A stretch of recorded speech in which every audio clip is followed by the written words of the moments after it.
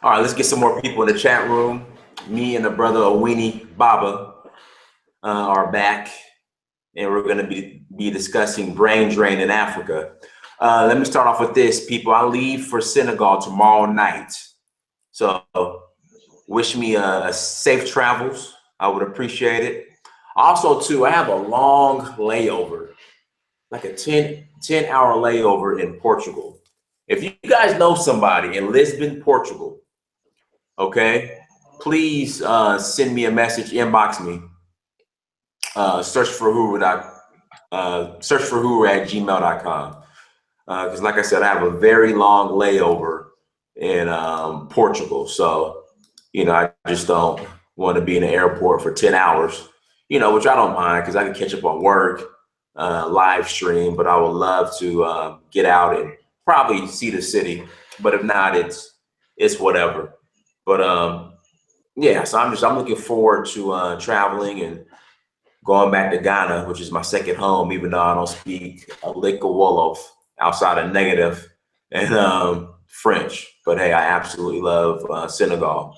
And continue to send me the ideas as far as what you guys want to see shot while I'm in Senegal. So, as the chat room, people get in the chat room. Again, we got Awini Baba on tonight, and we're just going to be discussing brain drain in Africa. I'll say this, Awini. Let me start off with this. Even though Africa might be, and I say might be experiencing some form of brain drain, I still believe, and you prime example, there is still a ton of ingenuity in Africa where Africa can keep, I guess, moving forward as need be. And that's my honest opinion. How do you feel about that? Yeah, I mean, you're right. I mean, you're right. Not everybody is itchy to get out of Africa. Even a ton of those, wanting to go out. People like me, my aim to go out is to get skills and to come and do stuff here. That's the ultimate aim. Uh, you know, but it's a more complex issue than it seems. Uh, there are a number of factors. There are the push and pull factors for uh, brain drain. So, that's the supply and demand issue, you see. So, in looking at it, yeah, definitely people, Africa retains, ingenuity and so on, but it could retain more if it changed, if its leaders changed the policy outlook of Africa from looking outward or having an economy that is export oriented, you know, to an economy that is sorry, an economy that is import oriented, an economy that depends heavily on imports. If we can change that to an economy that relies more on exports, than imports, then we would be retaining far more of our ingenuity, you know. Um, so that's what I think about that. But in looking at the issue, brain drain is it's really big, and it's a dicey situation when you look at it, because I have met a lot of very, very, very intelligent people, even in Ghana where I stay, who are just wasting. They're wasting. You see, distinction. There are different kinds of brains or ingenuity. I wouldn't use the word ingenuity, or just skills. That people either they hone on their own. Some people are just born with these skills. If you look at Osafo Kantanka, Kantanka never went to school. You see, the man who's into this car manufacturing, he never went to school, and he's doing a whole lot of things. It's not only with cars. He's doing a whole. He has he brought out he outdoored a TV that works with sound commands. You can clap your hands. What's his gentleman's name again? Osafo Kantanka, the one, the car manufacturer. Oh, Tataka. Okay. All right. We talked about it before. Okay. Yeah, yeah. So I'm just saying that he is just one of many brains, who have things that they can do. Ingenuity is education helps to organize the thoughts of people. It helps to expose people to, and I'm talking of formal education. It helps to expose people to a whole lot of things. But I believe that ingenuity is just inborn. If you have it, you have it. And this man never went to school, just like Dr. Sebi, who was curing AIDS, never went to school, right? uh and a whole lot of, we can cover a whole list of people, African descent, who never went to school.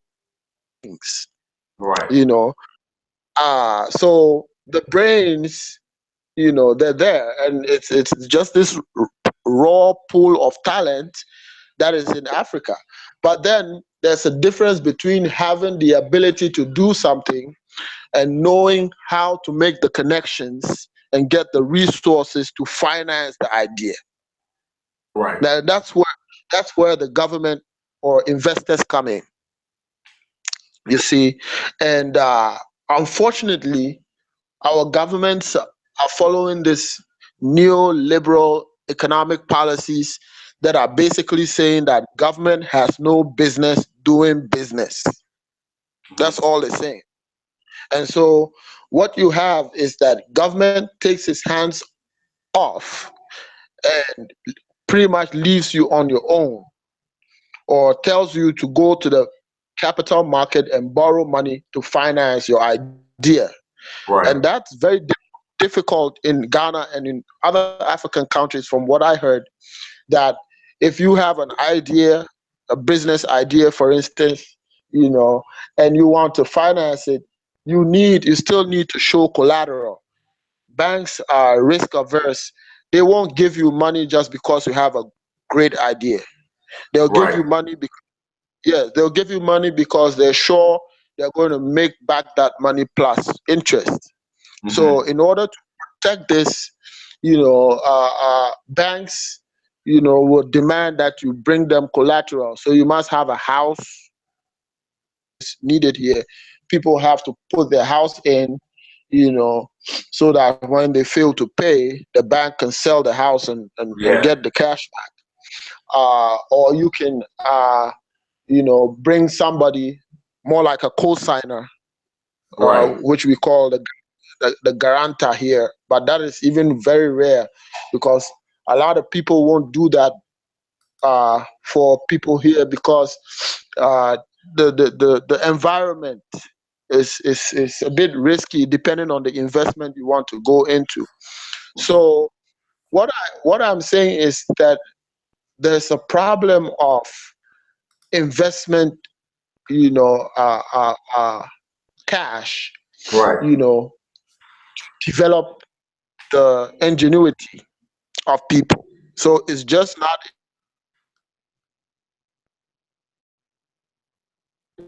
hello. Yeah, we had lost you for a second, but you're back now. Go ahead. Yeah. So it's not enough to have the brains. I can give you an example of a young man in Congo called Veron. From what I know, in his own tablet Hey, phones. Awini, you have to repeat that. We had lost you for a second. Okay. The guy's name. Yeah, Veron Manku. Okay. Verone.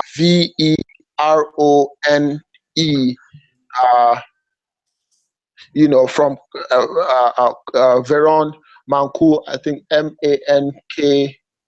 Mankou.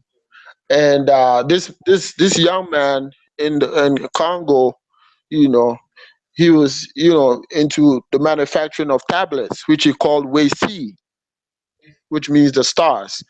You know, uh, but there's one thing, of him doing that, and another thing, getting the backing of investments, and also getting the policy to protect the investment. You see, so Mhm. if you have, for instance, Osafo Kantaka here, produce manufacturing cars, he needs to get the necessary investment to expand production. He also needs some sort of government protection in Mhm. order for his cars to sell, Mhm. because we have a system where people bring cars from abroad. That's Right. the norm. So what should the government Wait, let me ask you this: how popular is Tatanka do in in Ghana? in Ghana? Yeah, how popular is it? Very, very popular. His daughter is an MP, and from what I know, his daughter also never went to school. I mean, she didn't go to a public system. She's homeschooled. So obviously this man, he's onto something. You know, he he understands what it takes to develop a brain. You see, and so he's very popular, very, very popular. Mhm. He's a Christian. He has a whole mission. You know, Mhm. uh, and so he has a church, and all of that. He's very popular. But what is stifling this, sort of brains in Africa and so on? These brains is just that there is no significant intent from governments to protect and develop these, geniuses. Right. There's not.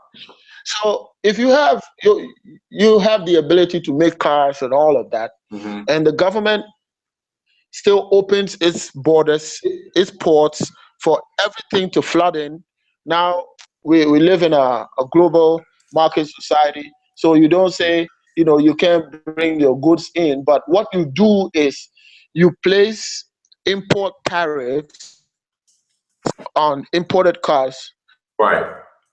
that when they arrive on the port, your locally produced car will have some level of competition with these products. It's a similar thing that happened in Australia recently.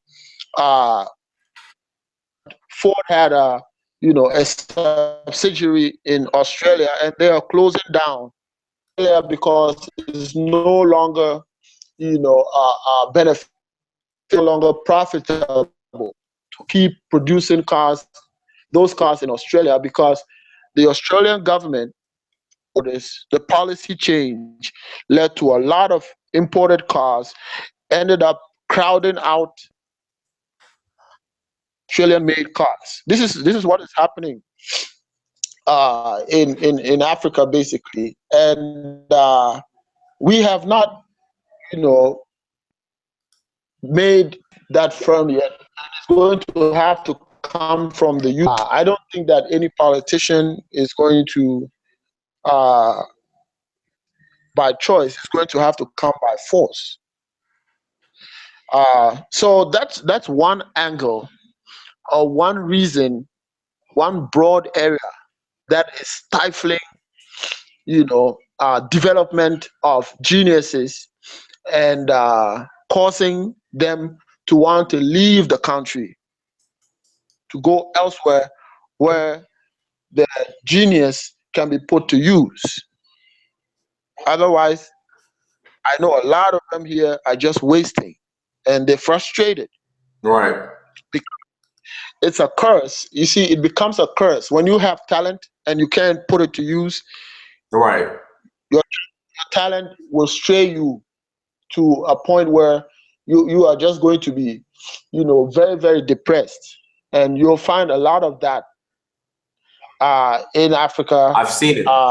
where, yeah, so where you see people, you look at people, and some of us are gifted with that eye, I can look at somebody and I can see the potential in the person from a short interaction, or even based on what they're doing and how they do it.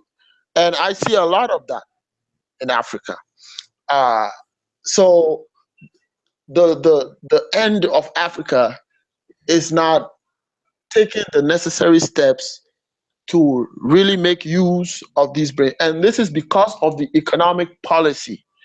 The economic environment is not friendly to these geniuses. Somebody can also be a genius at making things happen, or an investment genius. That's one angle. So the investment genius is supposed to team up with the other geniuses, to finance their projects. Mm-hmm. But then the problem again is there's just so much unfriendly, local economic environment that just makes it very, very difficult and virtually impossible to raise money for an investment that you're not sure how it's going to go. And For instance, Awini, let me ask you this real quick. Are you familiar with Tony Amilu? Tony Amilo, He's out of no. Ghana. You need to look him up. But I think he's investing in, pretty much in homegrown African ingenuity. He has a fund for it. I'll post a link in the chat room. Oh yeah, but go ahead. Yeah. So this is at the crux of the problem. If you have a society or a system that does not seek to protect its integrity and to create real opportunities that would then create or lay the seedbed for all of these geniuses to grow and thrive, then we would have set the stage for the brain drain to happen. Uh, we're churning out every year graduates in Africa, all over Africa, who do not have the guarantee of jobs when they finish. Uh, you know, Also, somebody can say, yeah, but they need to create their own jobs. That's true.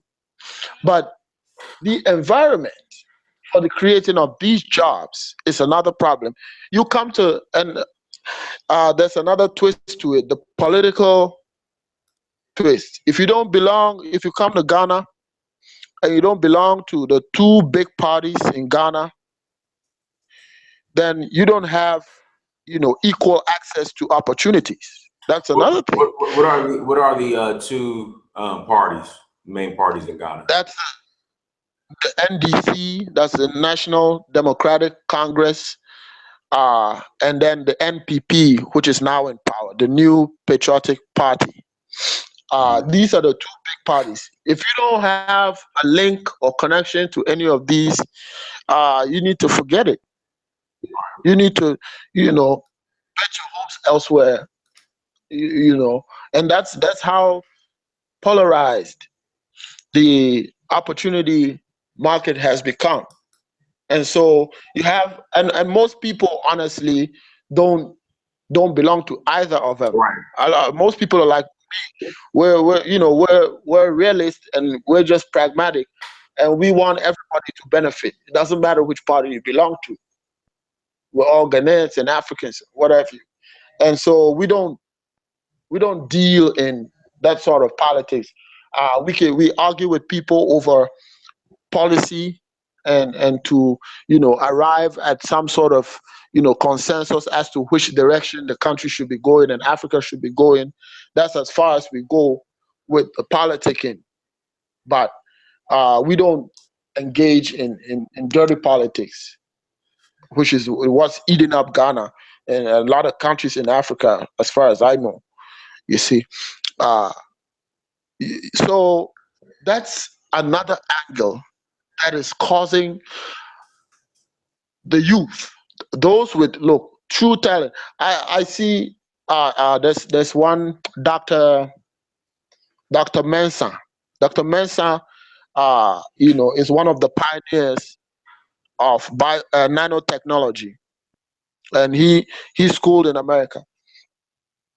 And then Ghanaians would turn around and say, he's from Ghana, and we want to be proud about it. But if this man were to, stay in Ghana and take his chances here, he probably wouldn't, be able to unleash the potential. That's the problem. Mm-hmm. You see, he probably won't be able to unleash the problem. He's trying to come to Ghana now and help to establish, some systems here. As far as his field of expertise, he has about 15 patents in nanotech, and we have that a lot. Nigeria, and the work they do in especially in internet development. We know that a Nigerian professor also pioneered, one of the pioneers in internet. You see, that the world is benefiting from now, and so on. So what we are doing basically in Africa, is to drive away, talents. Mm-hmm. That's all we do.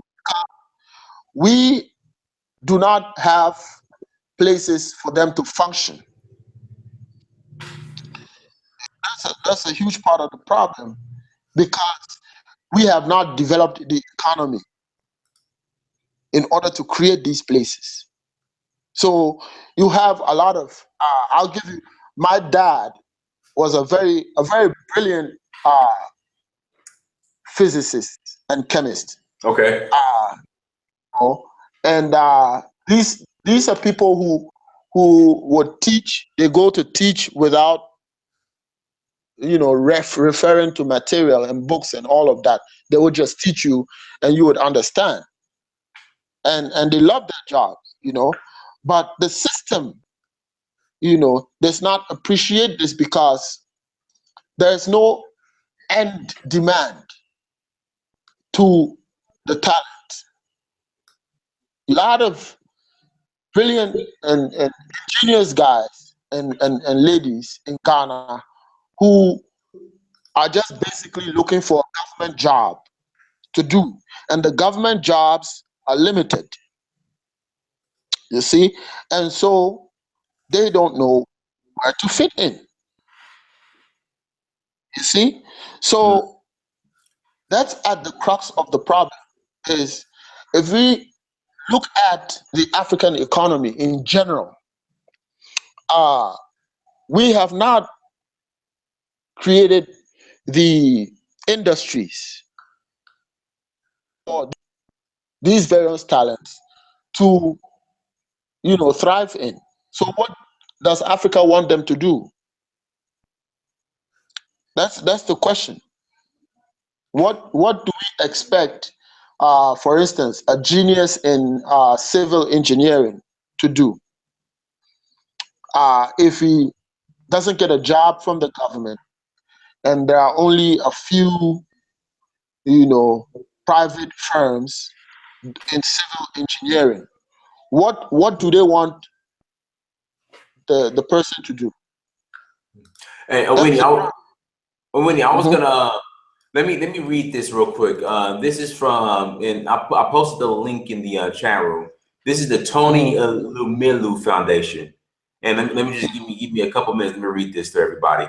Empowering African entrepreneurs. The Tony Lumilu Foundation Entrepreneurship Program is the flagship entrepreneurship program of the Tony Lumilu Foundation, founded by an entrepreneur, respected investor, and philanthropist Tony O. Elumelu. The Pan-African program is inspired by the founders. Let me do this. Let's see here. Let me go to the purpose. Identify 10,000 African startups and African entrepreneurs with ideas that have the potential to succeed. Grow the business through business skills training, mentoring, access to seed capital funding, information, and membership in our Africa-wide alumni network. Create business that can generate at least 1 million new jobs and contribute at least 10 billion in revenues across Africa over 10 years. So I posted the link in the chat room, and Awini Tony Alumlu, if I'm pronouncing his name right, he's one of the. Are you familiar with the United Bank of Africa?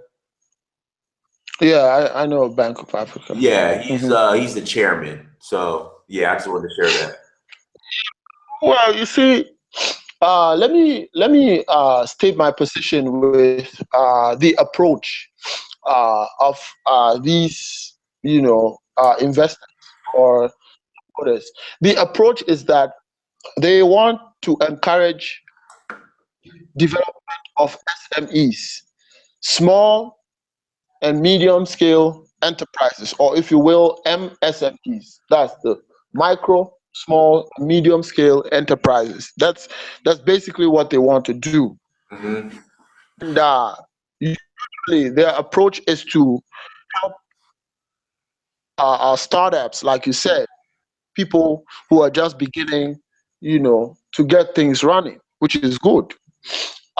My problem, however, is the prevailing economic environment. For instance, I'll give you an example. Uh, Clothing. Hmm? Hmm. There is a high demand for clothing in Africa. Why are we importing clothing from America, second-hand clothing? And you been to Senegal, you see all of this going on. And this is where the real money is, by the way. You can have a startup who sells credits or MTN and other mobile phone units. It's a startup. He makes just about enough to get by, and that will be counted as a startup. Why these banks not tackling or encouraging the government to put in place policies that will then create real opportunities Hmm. for the people? So you look at all around. For instance, again, Ghana consumes a lot of rice. Right. Why is the government still bent on importing tons and tons of rice into this country when we have the potential to grow our own rice? That's that's the area of investment. That's the area where you make real money. Why is the government or a lot of governments in Africa still encouraging the importation of basic food which we can grow here? And do they know the number of jobs that can be created along the value chain of just rice alone, from the farmer down to the processing and down to the bagging and sale of rice, for instance? You see, so I while I allowed such ideas of people in Africa, I just feel that and when you come to Ghana, you will understand. Hmm. There are a lot of small businesses, but these businesses are so volatile. You have Recently we had an increment in petrol, in fuel, gas. Now this increment is going to have a detrimental effect on all the small businesses. This Hmm. is a fact because they're so volatile. They're so they're not cushioned enough Hmm. from the harsh economic environment. So what would create real and long-lasting opportunities is for governments in Africa to look inward and to put in place policies that would encourage i- investments within real investments in food alone. You allow Monsanto to come to Africa Right. and, and try to bring in, and it's already ongoing. For the love of God, it's already ongoing that governments in Africa would not hesitate to sell away our food sovereignty for money into their own greedy pockets. Right. This is the annoying thing about African leaders, and they have no integrity. They have no dignity. I have no respect for them. I'm going to tell you, and I'm saying it straight. I have no respect for them because they only care for themselves, and they care about how much money they make from kickbacks from all of these dubious companies.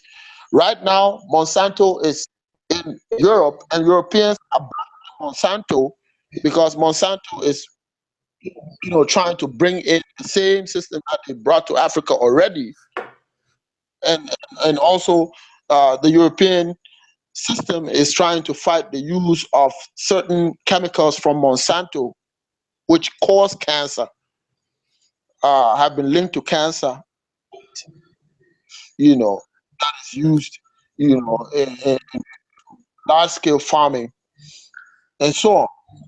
So if we want all of those banks and businesses and so on, they're not taking the bull. I'll give you another example that we have in Ghana. The West African Bloc signed onto a policy called the Economic Partnership Agreement between West Africa and the EU. Mm-hmm. And what this seeks to do is to remove more barriers of trade so that we allow European goods and services to come into the West African market easily. So you get to the border, you have something to sell from the EU, you get to the border, to the port, and you pay basically nothing, Right. in order to bring it in. And what that Winnie, does, real quick, is it expensive if I'm importing goods? Say I'm relocating to Ghana. Is it expensive to, I guess, what kind of taxes or tariffs will I be imposed with if I were to bring my car and, container full of furniture and clothes? cars in particular is extremely expensive. Really? Yeah, it's extremely expensive. I wouldn't say that it's not a good idea. Definitely, people are still importing cars into Ghana and selling and making money. So obviously, there is a profit to be made from that venture. I need to be clear about that. But as far as cars, and these charges are reviewed every now and then and so on. But I know for a fact that it's cheaper to bring a car into Togo and than to bring it into Ghana. So you'll find a lot more cars in Togo, in terms of the importation, because the tariffs there are much, much, much lower. But in Ghana, man, the charges at the harbor they're very steep. Mm-hmm. From a Ghanaian perspective. What I know is, if somebody would pay, for instance, for a saloon car, someone could pay for as much as $4,000-5,000 at the harbor. Mm. Well, you said $4,000 or $5,000. Yeah. I would say that, Awini, that's actually not that bad because actually, never mind. That is a lot. Yeah, that's a lot. Yeah, that's a lot. I'm sure that's a lot because I know here in like how it works in America. Say you buy your car in Georgia. Say you move to California. When you ship that car to California, you have to pay what is called an ad valorem tax. Which is goes off the value of your car when they put it in the computer. But like for ad valorem tax, like of $4,000 or $5,000, you would have to have, like a damn near $80,000 car. So, luxury vehicle. Yeah. Yeah, I mean, definitely. I'm talking in terms of the Ghanaian economy. Hmm. You get, So, when we make comparisons, we make it in relation to Ghana and what is the system in Ghana and how affordable is that for, an ordinary, Ghanaian. That's really expensive Right. for, Oh yeah, of course. and that's even on the low side. It depends on the car, the kind of car you're bringing in. Right. You know, you go higher to bigger cars, it gets more expensive. So, but generally speaking, I think that it is a profitable venture Hmm. to bring cars to Ghana because it's a thriving business that people are into, and they're making their money. Especially if you have a car that it doesn't cost you much, in the United States, and so you factor in all this expenditure. By the time you want to sell it, you still make, a couple of $1,000s on it, Right. which is still worth it, right? Yeah, so that's that. But the economic environment is just what is causing all of this, brain drain, Right. basically, the root cause of it. Because if we fail to tackle the real economic issues, it means that we fail to create more opportunities in Africa. And that will leave a lot of people out. It will crowd out the geniuses and make them want to look elsewhere. Right. You- and that's the main cause of, for in my view, the brain drain. It's not that people, hate Africa, and they don't want to live here and so on. But you go to America. There are a lot of Africans living in America, and Of they're course. doing professional jobs. They're doing professional jobs, and they're doing good jobs. Right. You see, so it's not a matter of the geniuses are just not that they're there, but Africa doesn't need them. Let me put it that way. People may misunderstand me when I say Africa doesn't need them. When I say Africa doesn't need them, I mean Africa has not demonstrated that it has use for these people. And some of them have tried really hard, and some of them are still trying really hard to just create, their own businesses and enterprises, and to, compete. But the system in Africa is so entrenched politically that Right. if you own a company and you don't have links, you forget it. You're not going to get the financial support you need. It's not going to happen. And even this policy, this particular investment you're talking about, once it has links with the Ghana government, it's going to be highly politicized. They're going to go in there and they're going to take it and give it to the cronies and the Right. people, and that's the real problem. You see, so you have a lot of people, young people, brilliant people in Ghana. Some of them been to school, others have not been to school. It doesn't matter, but they have all these ideas bottled up, and they don't know what to do. Right.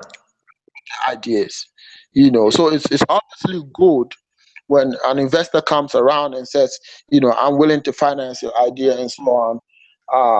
It offers hope. But my view is, if we want a long lasting solution, then we have to look back at the structure of our economy. And the structure is not friendly toward, our own, industries. Hmm. It's just creating opportunities for multinational companies to come from elsewhere, Europe and elsewhere, and come and Right. milk once again. And you have been to Senegal and all of that. I watch Senegal TV, TFM. Uh, this man owns the station, Yusundu. from Senegal. Oh, Uh, the singer. yeah, he owns the station, and I see a lot of cooking of rice that's imported from China and other Of places course, and yeah, so on. of course, yeah. All over Africa. Why are we not growing our own food? Something as basic as growing food. Why has our government, why have African governments sold away our right to grow food on the continent? That's an issue that's unacceptable. Somebody here said, let's see here. Mark Ryan says, but the mindset of the elite is beyond corrupt. Close loop. That's the answer. The mindset. Well,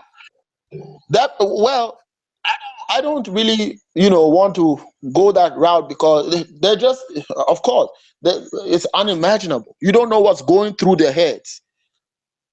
And that's why I personally feel they shouldn't be in leadership at all. They're unfit to be leaders Right. because they're selling Africa back into colonialism and slavery. I'm telling you. And it has to stop.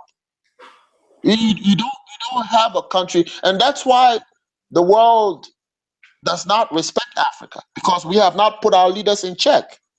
Right. You see, and it's going to stop. I know that because there's a lot of pressure now among the youth because people are coming out and they're giving all this hope. When you go to school, you get a job and all of that. It's not happening, and so they're beginning to ask serious questions, and it's going to tilt. I'm very hopeful of that. But I'm highly disappointed in African leaders. Highly disappointed, and we are onto something, and we know that this is not going to continue for long. They're going to have to address the issue head on. Is that why has the African economy still not industrialized? Right. Why is it dependent on basic imports that we should be producing? Why is this?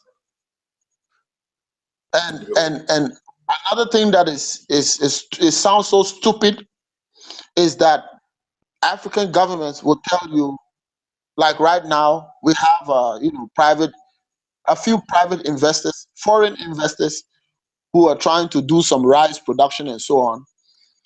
Government will tell you, it's not our place to interfere in that.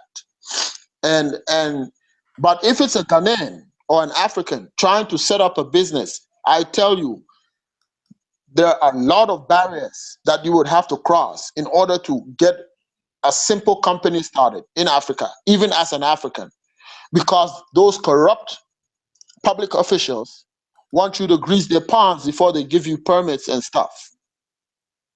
So much, so that members of Africa or African citizens find it more difficult to start a business than a foreign investor.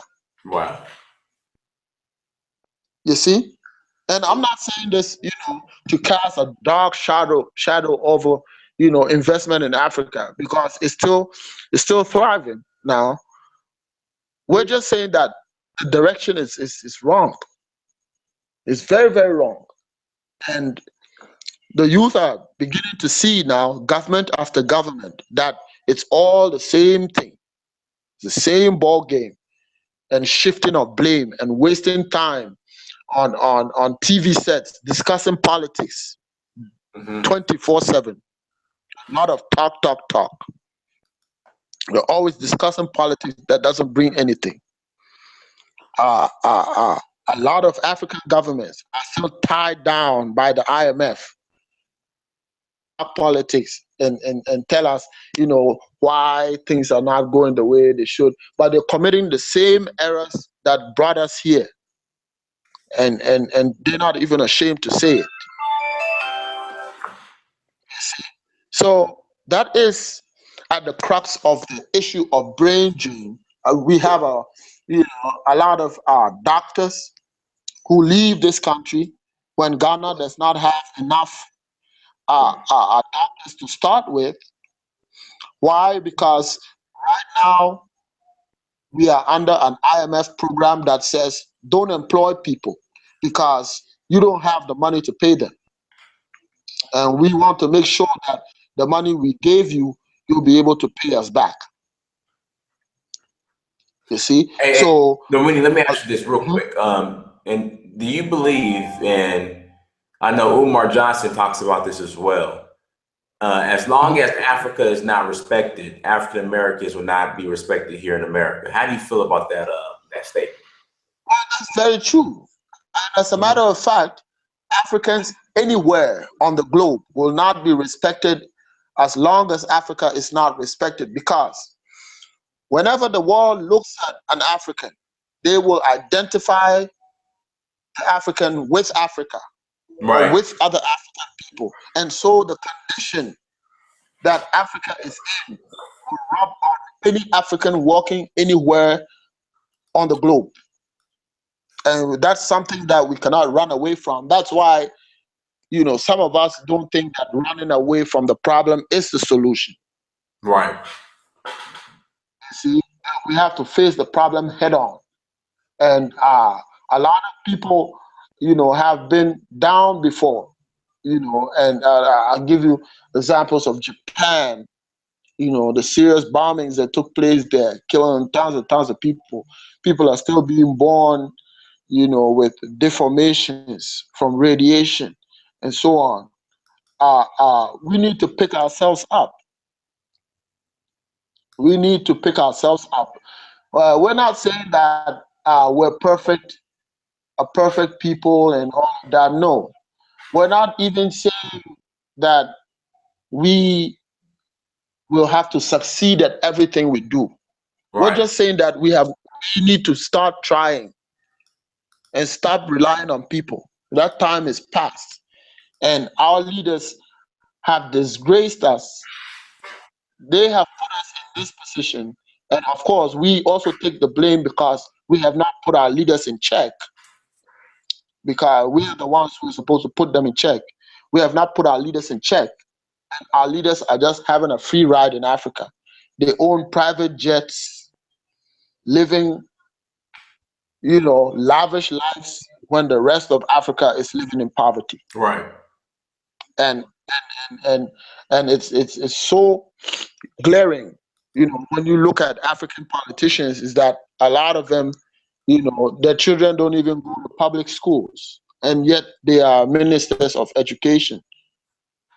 So what do you expect from the educational system? They take the kids to the international schools. The kids go, you know, even for undergrad, the kids go abroad to study and all of that, and so on.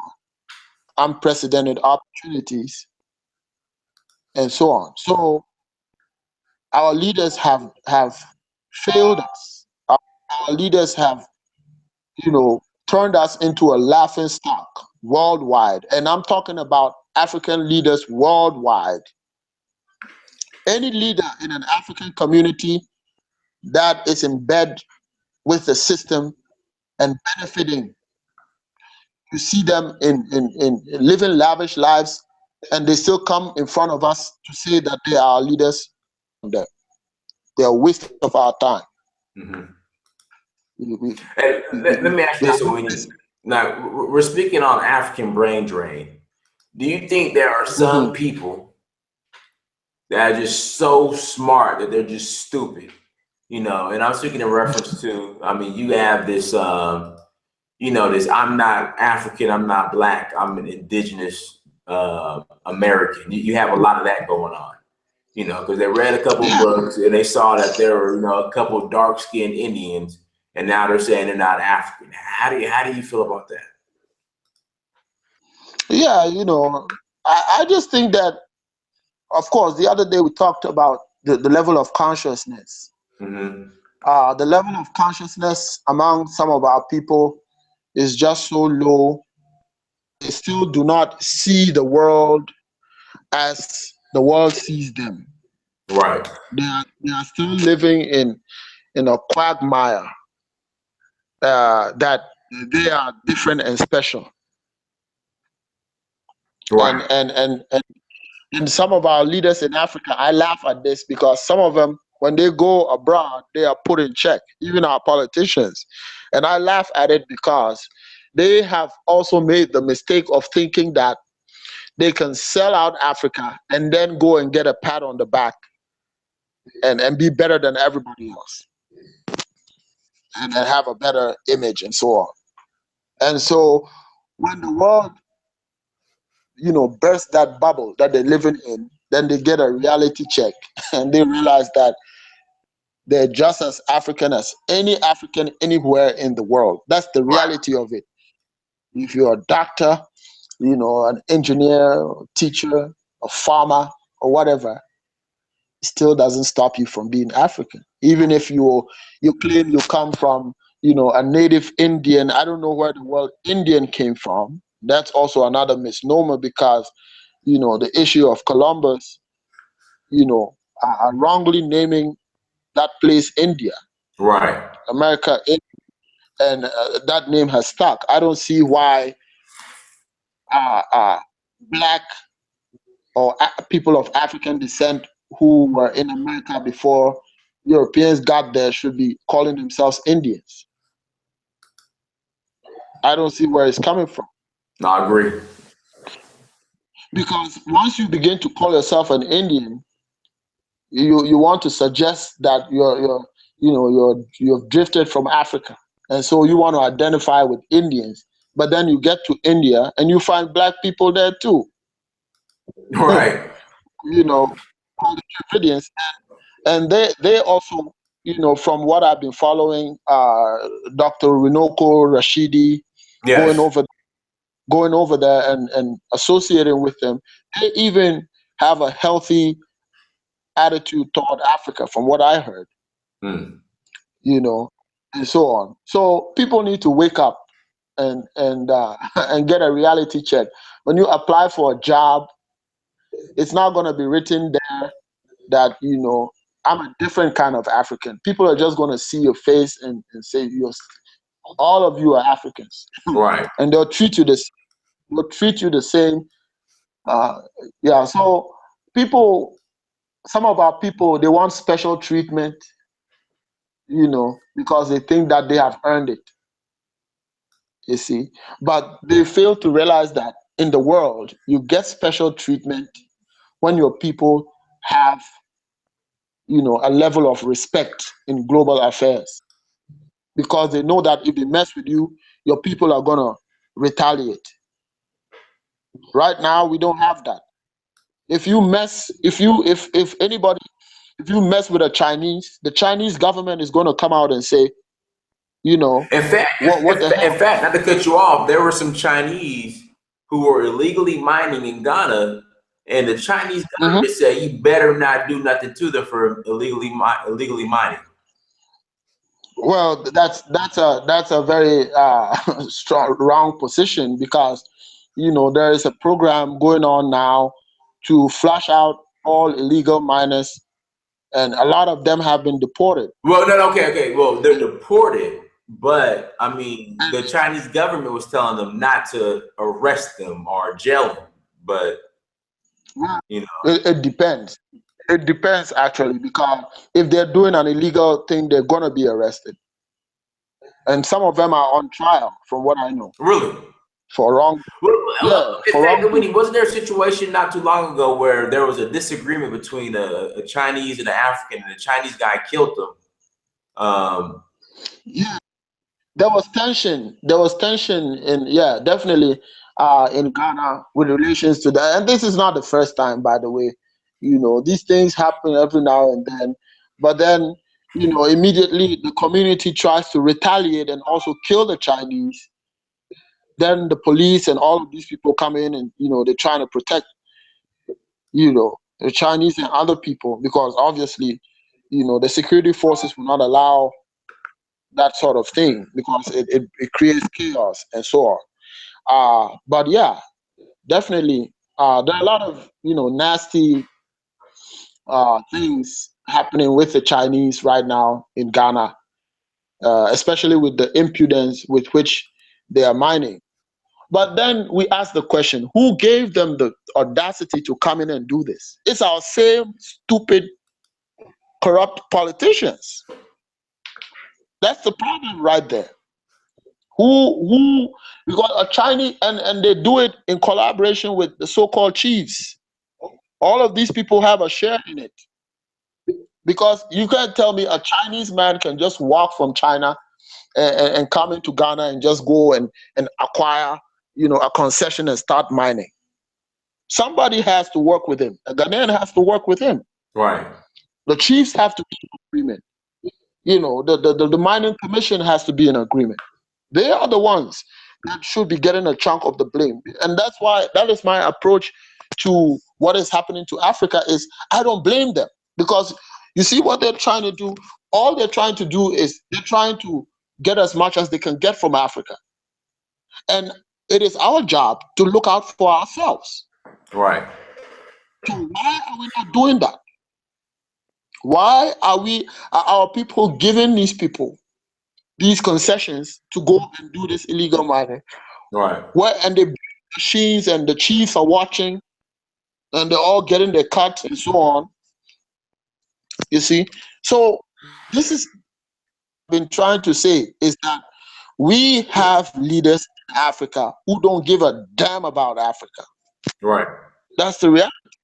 And these are the people who have made sure that Africa has been raped. These are the people who, contributed to the slavery. These are the same people who are ensuring that Africa, is not economically independent. Mm-hmm. And all along, they are living lavish lives. Mm. They are sellouts. That's how we must identify them. And we should stop romanticizing with these people.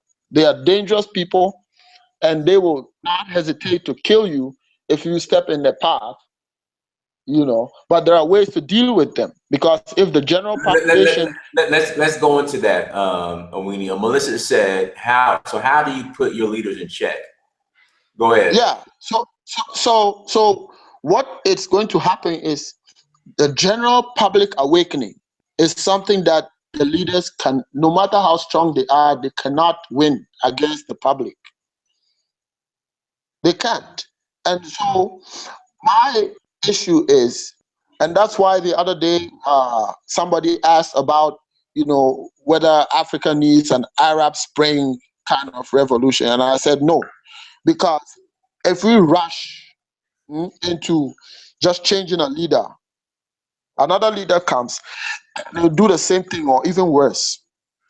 So what is needed is a system change. You need to divide the arms of government properly. The judiciary in most African countries don't have that level of autonomy and independence. Mm-hmm. You see? And when that happens, the politician can pretty much get away with anything. He can commit a crime, economic crime, or what have you, and the judge will rule in his favor. You see?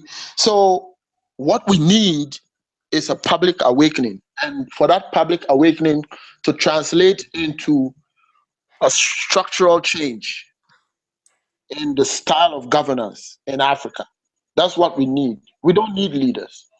And it's actually very dangerous to put the fate of Africa in the hands of a handful, less than 100 leaders.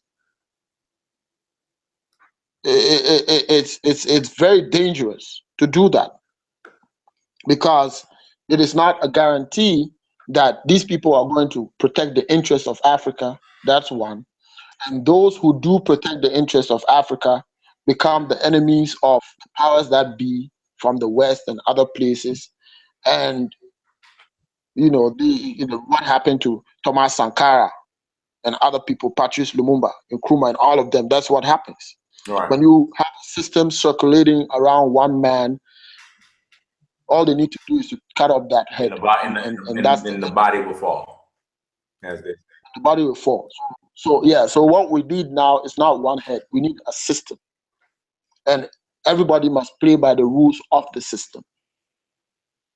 You see, and so Africa does not need all of these decorated leaders. That time is past, in my view. What we need now is a more stable system that can endure, will give real power to the people, not to those at the helm of affairs. And another thing that people don't understand, and that's something I have a problem with the democracy, is you have people contesting to be leaders, and they basically come to you, the electorate, people who elect them, and they beg you to elect them. And they spend resources, money, they throw around money trying to get you to elect them. You don't know where they get the money from, who is financing them, you don't ask. And if you agree to vote for them, what you have done is you have sold away your right to hold them accountable.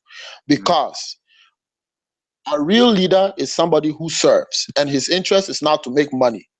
So what should have happened was that the people would identify a real service person and approach that person and say, please come and do this for us. That's what should happen. Not the other way, not the other way around. The individual, a leader does not beg to serve people. A real leader does not have to come and beg you in order for you to give him the permission to serve you. All he does is he serves. So it's now up to the community or the society to look through and identify those people that they feel are really selfless. And we have them. We have them. Not every African is corrupt. We have them, but they're just hiding in their corners. So what we should do is to identify them and to give them the task, because it's a real big task. So it's we are the ones rather, tasking those leaders, good leaders, to come and do things on our behalf. Whenever you find a leader coming to beg people in order for them to give him the permission to serve, the leader is just buying his way into power. And when he gets there, because he has persuaded with money and other things, gifts and so on, the population to get there, he's not going to be accountable to them. He's going to be accountable to his paymasters first, those who financed him, those who gave him the money to do the politics. He's going to have to pay them back with interest. And he's not going to be able to deliver much if he's going to have to pay back for all that with interest. And the people would have sold away their sovereignty by accepting gifts just to elect somebody to serve you. You don't need, the leader does not need to give you a gift in order to serve you. He is the one who is rather committing his life and dedicating himself to do the work. So I don't see where this arrangement is, and that is why from the word go, we trap ourselves by engaging in that sort of politicking. It should be the other way around. That we should go and beg an individual to say that, look, we have seen these qualities in you, and we think that you can do this job for us. Please come and help us. So if you have it the other way around, and somebody comes to say, I'm a good man, look at what I've done, and this is what I can do, give me the opportunity to serve you, all it means is that there's something in it for him, and we are agreeing to this. Whenever we vote on those lines, it means that we agree that the person has the right to take some of that money, because he has demonstrated that there's something to be gained from being a leader. And that's a very dangerous beginning precedent. And once we do that, we have sold away our right to hold somebody accountable. I agree. Cheap. So, just to wrap it up and to focus more on, this issue of brain drain. Africa is not short of talent. It's not. we in Africa, we need to push, and that's why some of us are campaigning for the $1 project, because that puts real power in our hands. Mm-hmm. We have our own money, which we contribute to on a monthly basis, which we can use strategically. Dangote Aliko. Of course. When I head to Tuba, I drive. He's in Senegal now, so when I head to Tuba, one of his big factories are right there. Yeah. Exactly, Dangote. Now, this man made a lot of money from imports. Right. You see, because he had a government connection. But the issue is that why can't some of us, in Africa, invest in big things? We're always being told, we shouldn't bother about the big things. Just do something small. That's what they keep telling us. Right. You play the little guy down there, and so on. Don't worry about the big things. That's out of your league. Yeah. You're not. People say you're not matured enough. How do you get matured? Dangote Aliko had a lot of money from his family to start the business. His father was big. Yeah, his father was rich. Yeah. He comes from a rich background. Look at Bill Gates. Bill Gates also had that financial support, right, to get where same thing with Donald Trump. Exactly. So we cannot downplay the need for investment capital. And if you have big money and you invest wisely, you're going to make big money back, guaranteed. So all those telling us we don't need to worry about, investing in big business, we should leave that. These are the people who are killing Africa, because I don't see why I should be making a call to you right now, right, on a telecom system, and I don't benefit from it. You see, why can't we see whether we can, invest sorry, in telecom? Why not? Why we spending a lot of money on communication when somebody else is taking the money and flying it out every month? And basically what we're doing is that we make our little money from the little business and give it to the big guys to take it away. That's what we're doing. I agree. And so all of this is what is leading to this supposed brain drain issue, because people have the brains and authorities. They are just stuck. Some of them try to start a business and they hit a snag and they can't recover because the support is not there. You see, so we need to get our act together, and that's why some of us, are really championing. I hope that when you come down, we'll get the opportunity to discuss in more detail about this $1 project and why we need to keep pushing it, because there is no excuse why we shouldn't make a monthly contribution toward big investments I agree. that represent our, and that has the opportunity to employ a lot of us, real employment. Just to close it down, uh, our young people should not lose hope. We can, if we link up together, we can create opportunities. If we, I broke up there. Yeah, you did a little bit, yes. If we keep communing together and reasoning, we can figure out a way to compete, because what is shutting us out right now is the capital to invest and to keep the investment going. And so we come together and we bring our little money together, it becomes huge, and we can gain a competitive advantage and we can really go in and invest big, Mm-hmm. rake in millions and trillions of dollars per year. There's no reason why we shouldn't be doing this, and we can use parts of those proceeds to help our people in social projects and and disperse some of that to smaller businesses. We're not against smaller businesses. We're just saying that as a strategy, we should also be interested in big businesses. It's not completely out of reach if we have a strategy. So basically, that's all I have to say about this topic.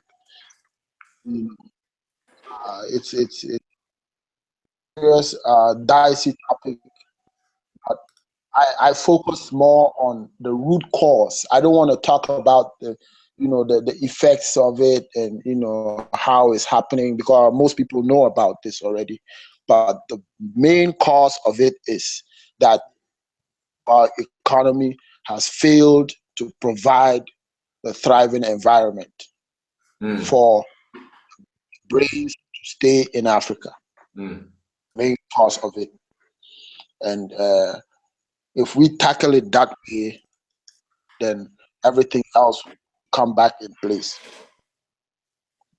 And what the diaspora African community can do in this regard, and for those interested in coming to Africa, you know, definitely there are some investments that you can still make.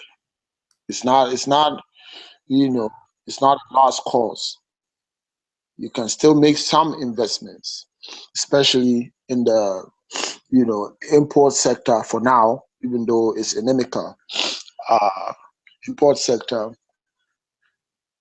uh, in the housing, which is long term and Mm. has long term returns. You uh, so we can comb around and talk about all of that investment opportunity. But the basic is that if you have the desire to come to Africa, you need to know Africa, as much as you can from outside, so you don't get disappointed. And that's why whenever I come on here, I want to give it to you like it is, Like it because is. it's better. Yeah, it's better to know before you take a step than to go in and be shocked. You see, and so we have there are a lot of positives about Africa, but the reason we keep choosing these topics is that we want to highlight the things that need to change in Africa, Right. and what we can do to change those things. You see, and so it's not to say that it's a lost cause in Africa and everything is in chaos and so on. That's not the case. Africa is making significant strides.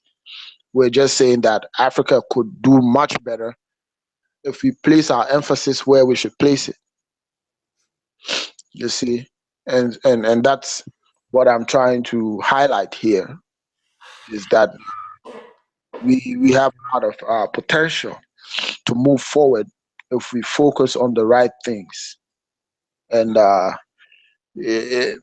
think that the diaspora should have a feel of Africa. I've had some people ask me, which country should I go to?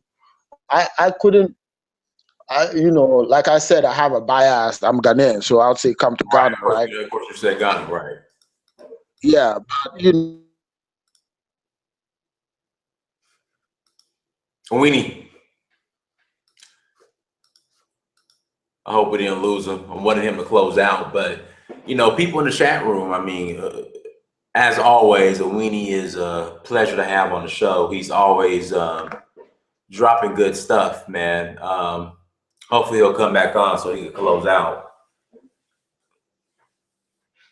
Awini,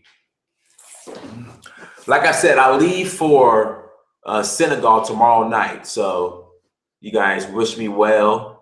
Looking forward to it. Looking forward to it's always a pleasure to return back to the motherland. And Senegal is by far my favorite country in Africa, even though I can't speak a lick of Wolof and French. Unfortunately, I'm learning. I'm learning, but I'll definitely be. If you guys haven't subscribed to this page, make sure you subscribe. Make sure you share the videos. Make sure you like the videos as well. Not sure. I might go black on the video or dark on the video portion as far as uploading to YouTube. Just depends on how fast the Wi-Fi is. But make sure you follow me on social media as far as Instagram, Snapchat, Twitter, and Facebook. Search for Huru. Make sure you do, because I'll definitely be posting like crazy on those platforms. Also, go to dynastymirror.com, go to searchforhuru.com, and go to amazon.com and search your name, Dynasty Mirror. Please buy a book. But like I said, make sure you guys are following me on my other platforms. Search for Huru is the tag name. And, I will be in the air tomorrow night. Another thing, too, if you guys know anybody in okay, all right, yeah. So he wrapped up. Awini wrapped up. So I will post Awini's contact information as well in the description box. Also, check out the other videos that me and Awini have done. So again, guys, I appreciate it. I am about to go to bed. I'm tired, so about to go to sleep. It's 10:32. I wake up early, you guys. I get up every morning like at 4:30. So I'm about to lay down. I get up early. I still haven't packed yet, so I have to do that. So people, Dynasty Mirror, the Kapitan Don. Till next time. And also in the chat room, Chima, Madhu, thank you for the contribution. Thank you so much. And of course, Nancy, thank you so much for the donation. I really appreciate it. All right, people. Love you all. Till next time. I'm definitely going to be on again tomorrow while I'm at the airport. Try to hop on. So till next time, peace.